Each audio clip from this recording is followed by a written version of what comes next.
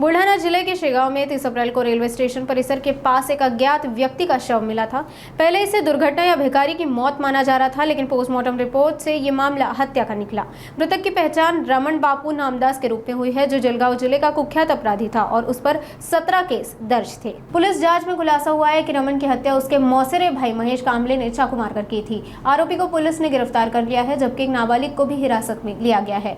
बिना कोई ठोस सुराग के शेगांव पुलिस ने इस जघन्य हत्याकांड की गुत्थी सुलझाई है। कामगांव विभाग के अपर पुलिस अधीक्षक ने पत्रकार परिषद में ये जानकारी दी। 30 एप्रिल 2025 रोजी आमच्या शेगाव शहर पोलीस स्टेशनला माहिती मिळाली की रेल्वे परिसराच्या मागे एक अनआयडेंटिफाईड डेड बॉडी सापडलेली आहे। ज्यावेळेस आमची टीम तिथे पोहोचली त्यावेळेस असं लक्षात आलं की ती डेड बॉडी 2 दिवसापूर्वीच तिथे पडून होती आणि ती पूर्णतः डिकम्पोज्ड होती।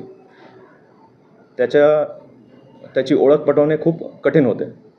ती तात्काळ आम्ही बॉडी डॉक्टरांना बोलवून आणि पंचनामा करून जागेचा पंचनामा वगैरे सगळं करून आम्ही ती हॉस्पिटलला हलवली।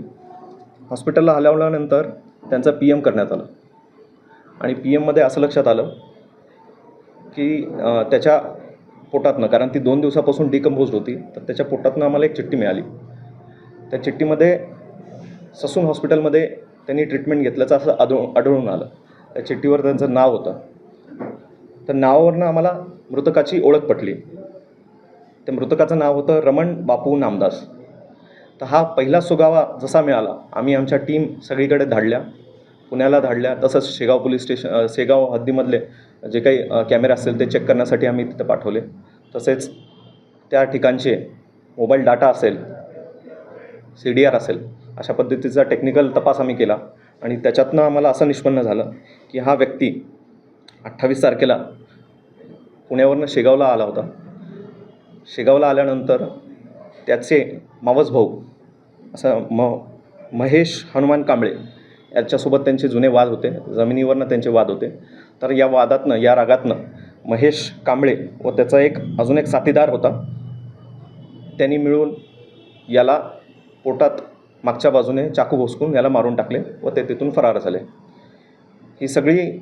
हा सगळा तपास शेगाव पोलीस स्टेशन इंचार्ज जे आहेत नितीन पाटील यांच्या मार्गदर्शनाखाली, तसेच आमचे वरिष्ठ श्री विश्व पानसरे सर यांच्या पूर्ण गायडन्स अंतर्गत हा तपास करण्यात आला आणि यांची तपासाची सूत्र यशोंनी हलवली।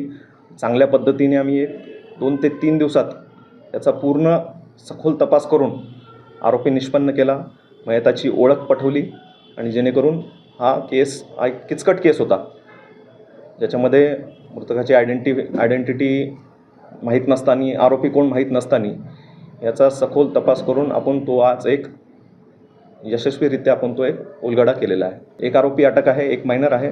त्याच्यामुळे सगळ्यांची योग्य ती लीगल जी काही ॲक्शन आहे, जी काही कारवाई आहे ती आम्ही केलेली आहे।